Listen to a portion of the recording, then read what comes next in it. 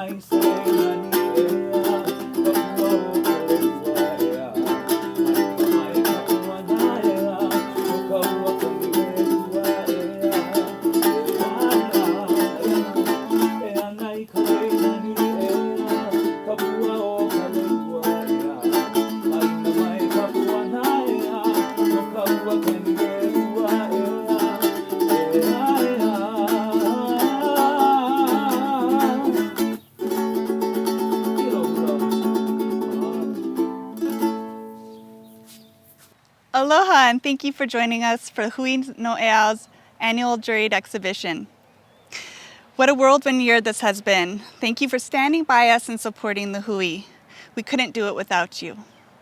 I would like to take a moment to thank all the artists who submitted their work for this year's show. We had a wonderful turnout, overflowing with creativity. Congratulations to the artists whose works were selected. We are very excited to share your talents with our Maui community and beyond. Mahalo nui loa to our 2021 Annual Juried Exhibition sponsors. Thank you to Carolyn Schaefer and her family, Scott, Mary Catherine, Shelby, and Simon Brown. Mahalo to sponsors Dr. Brian Luther and Dr. Susan O'Shaughnessy. Thank you to sponsors Doug and Jill Schatz. And mahalo to sponsors Robert and Caroline Stoner. Their generous donation of sponsorship allows us to bring this exhibition to life and to all of you. Thank you to this year's jurors, Kari McCarthy and Dick Nelson. They had a tough job and we are so honored to have them share their selection with all of us. Mahalo. Thank you to Mayor Michael Victorino, to our Maui County Council members, and to the Maui County Office of Economic Development for all their support. Last and certainly not least, a big mahalo to Hui No's Board of Directors and staff. I'm honored to get to work with such a great group of individuals. Mahalo for all that you do.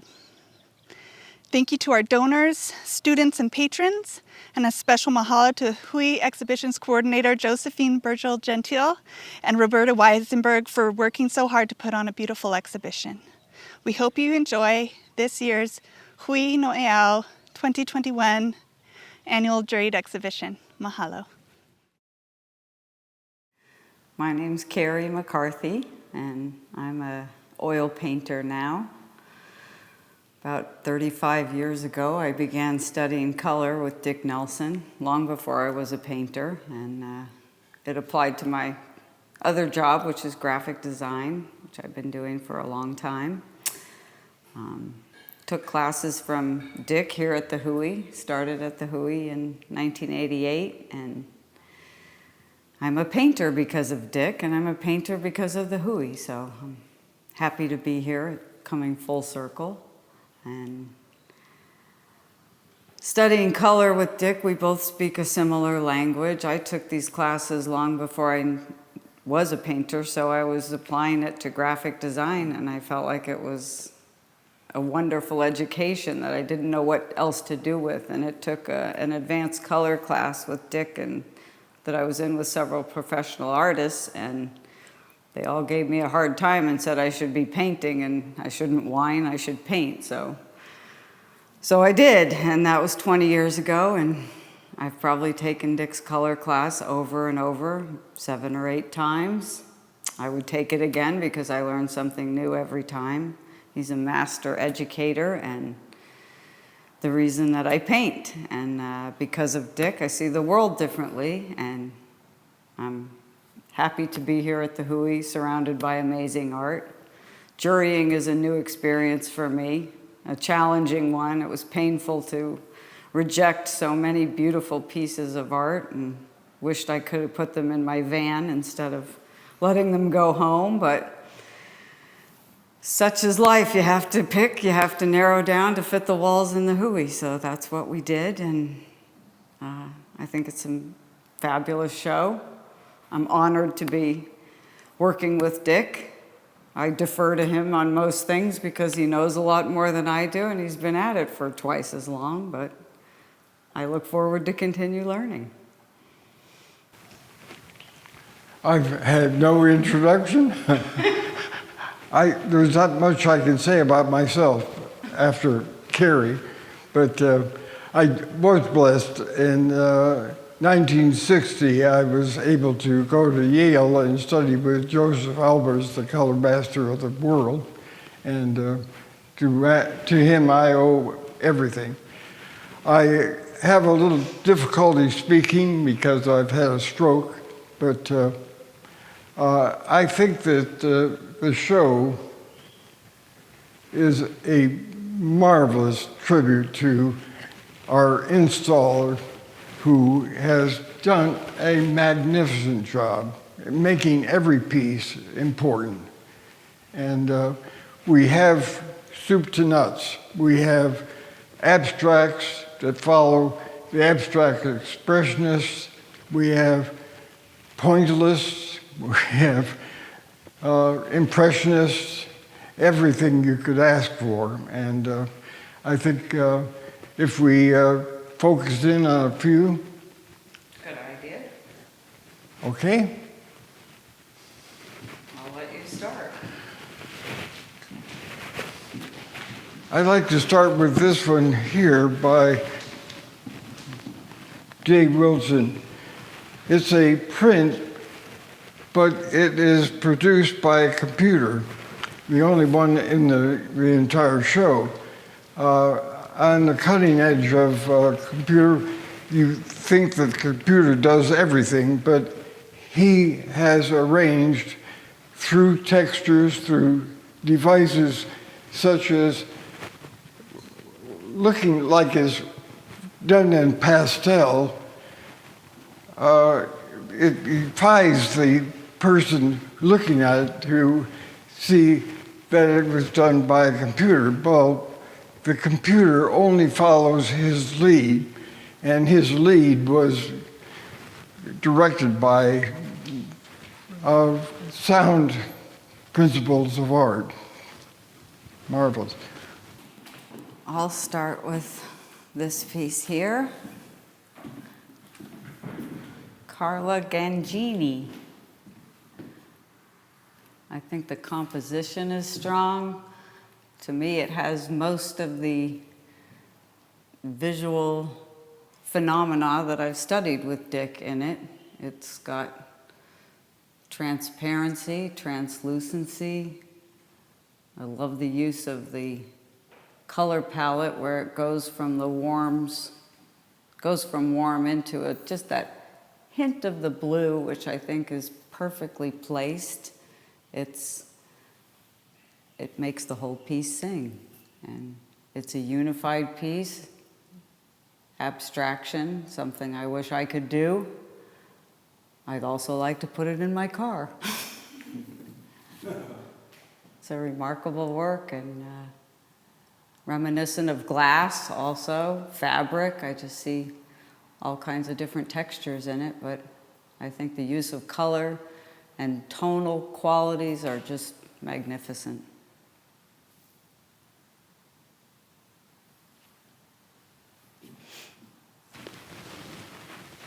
This piece here speaks for itself. Oh, it's just a delight. Relaxed, longing, looking. Oh, it's just a beautiful piece. Up close, you can see that modeling of the features were remarkable, but remarkable also was the play of color in subtle terms of, just beautiful. And leaving much to your imagination. The essentials, the limp hand, the turned head, the staring off into space, but just delightful. Go over to this mono print by Judy Biscard. Captivated me instantly just from the subtlety in it. I love her use of layering with the different colors, which really look like primary colors that have been toned. But looking close at the edges, you can see the different passes and how the color integrates, and the result is a beautiful tonal work that I think is magnificent in terms of its line, form, composition. Mostly I'm captivated by the layering. And I think it's presented beautifully. The frame gives it space so that you can really appreciate what's going on in the middle of it. This one here is a student of mine who has used rust throughout, laying the cloth over a rusty metal and having it pregnate and developing a matrix of color that goes from green to magenta and through all the browns and greens that these complements will acquire the pieces to be seen both up close and from a distance, and from a distance it reads quite differently. This wall is just alive with color, and I particularly want to mention this painting here because although the frame seems a little bit heavy for me, the composition and the color is what we call vanishing boundary. That in the shaded area that we have in here, we have purples and slight magenta, greens, all of equal value. By equal value, it means that no color is light or darker than the other. And to step back away from this, you don't see the individual strokes. You see instead a luminous quality of shadows. And he's just done a beautiful job up here, the blue against the brown. Oh, beautiful. And this is a wall of color. Just Edward, and he just does a beautiful job of subtle colors. I don't, by glazing, I assume, is able to achieve something very blue all the way to ochre and orange. And throughout, the harmonies of color are just glorious. Just glorious. This one over here is Don Chamberlain. he didn't study with me, but you wouldn't know it because the luminosity of his work. This didn't study with me either. He studied art history with me, but. We took a color class together with you. Oh, really? Yes, we did. Watercolor. I'm sorry, I don't remember. It goes back to 1990. I don't know if you can get anything close on this, but this pipes. Sure, he has done amazing work. Okay. And Lenny, most of these people have studied with me.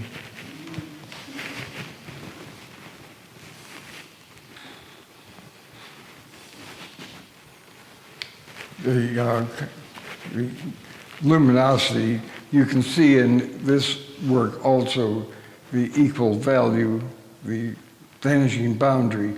The boundary that blue against green vanishes from a distance because of the same value.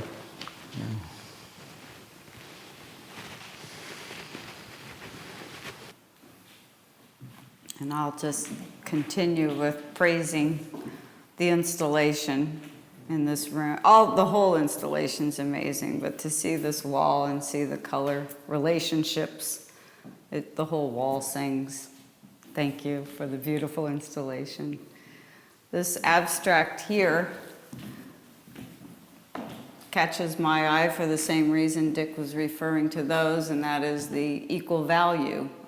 Looking at this incredibly vibrant blue against the red.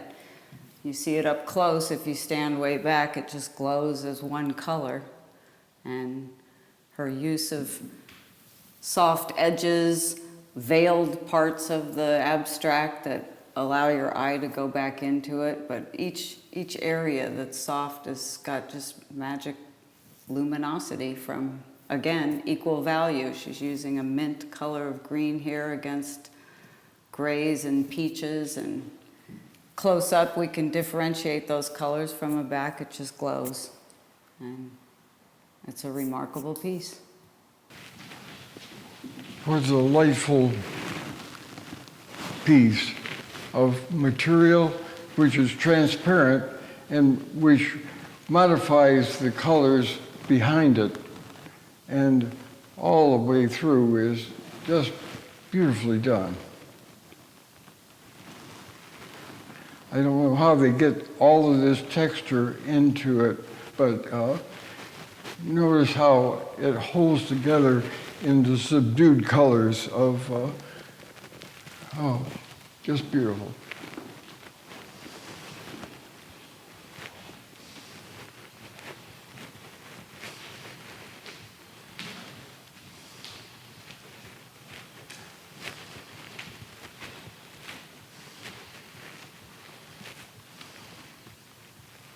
Pat's piece. Happily. Pat's amazing. She's worked with me in graphic design for 30 years and has busted out as an artist too, and her work, she had the triptych in the other room as well as this one, but it's, to me, it's whimsical and joyful to see the shapes that she's made for what appear to be abstracted clouds.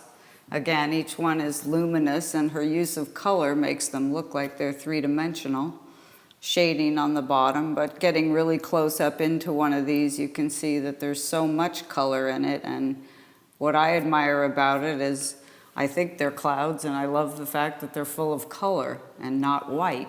You know, that's what clouds are. They pick up all the color from ambient light, what's happening in the sky, what's happening in the foreground, and it's all in there, plus the glow of obviously sunlight from a distance, but it's masterfully done, beautifully presented, and that's something I learned about from Dick in this process was presentation. You know, we had an astounding number of incredible pieces of art, but Dick's a professional, and I learned more about presentation and framing and how that is critical to each piece of art. We tend to create pieces and race them in to get them into to a show and not think about, as Dick would say, if the State Foundation's coming in here and this piece is going to a museum, it needs to be presented perfectly. So his eye goes everywhere. It doesn't stop at the art, and that's new, and I think I need to pay attention to it myself. But,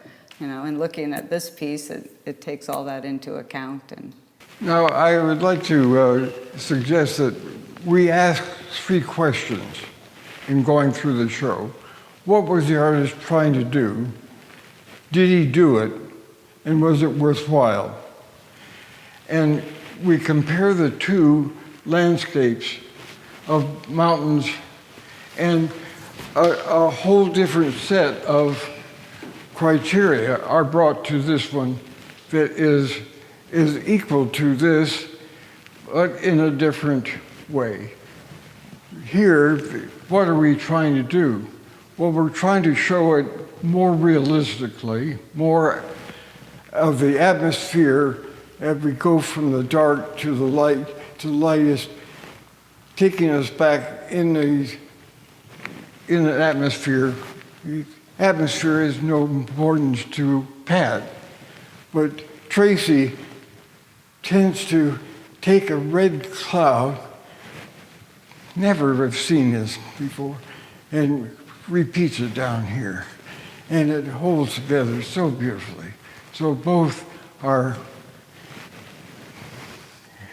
saying it in their own way. Mm-hmm.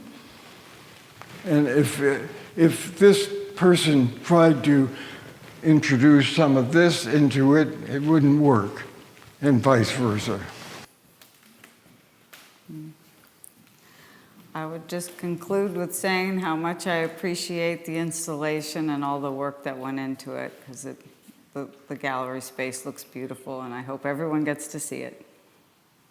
Thank you again for joining us and for all your support. The exhibition will be open Saturday, January 16th through February 18th. Hui modified hours are Tuesdays, Thursdays, and Saturdays from 9 a.m. until 4 p.m. Please stay for one last beautiful performance by the Masoe Ohana. And our hope is that we can continue to move forward with positivity, grace, and creativity. Mahalo nui loa from all of us at the Hui.